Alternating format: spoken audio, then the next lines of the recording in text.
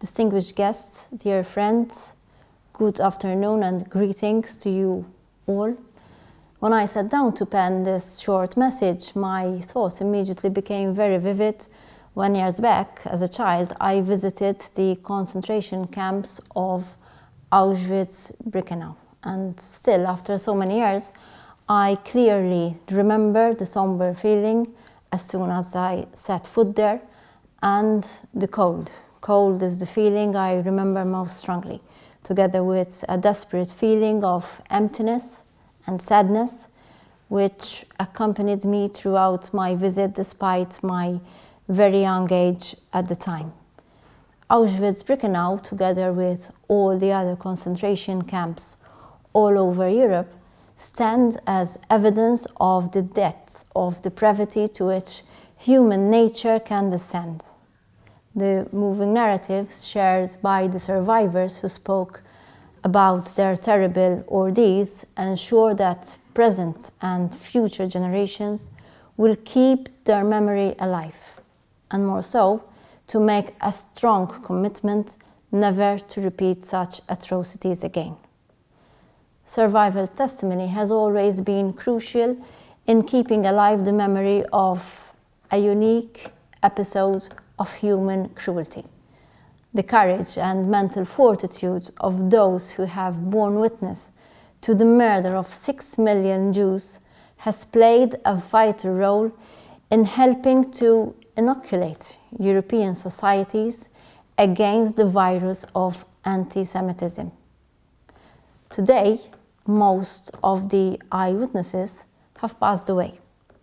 But what lessons have we learned from them? Remembering the Jewish people today should direct our focus to all other groups within our communities who are still facing atrocities and blatant discriminations and breach of human rights, even today as I speak. These cohorts include persons with disabilities, the LGBTIQ community, and Roma, who are the victims of discrimination, persecution, and genocide. And at this point, please allow to share with you a quote by Spanish philosopher George Santayana, who rightly said that those who cannot remember the past are condemned to repeat it. The need to remember and retain lessons of what became the Holocaust grows rather than diminishes, and member states share a collective responsibility for addressing the residual trauma, maintaining effective remembrance policies, caring for historical sites, and more so, promoting education, documentation, and research, and this 7 decades after the genocide. This responsibility entails educating about the causes, consequences, and dynamics of such crimes so as to strengthen the resilience of our young people against the ideologies of hatred, violence, and lack of respect for human dignity and human rights. And in the European Union, numerous programs seek to preserve the memory of these tragic events in the history of our continent.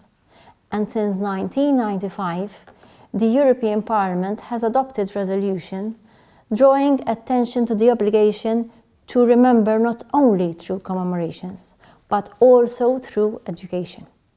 And as Minister for Education in Malta, I am not only committed to this agenda, but also to dedicate my endeavors to ensure an education system fostering a holistic approach and to instill in our children the values of respect, love and solidarity, and annihilate the negative ideologies spurred by hatred.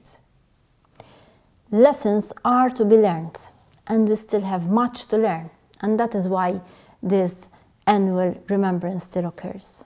So please, join me, and let us be tireless in championing the dignity of all people, now and always.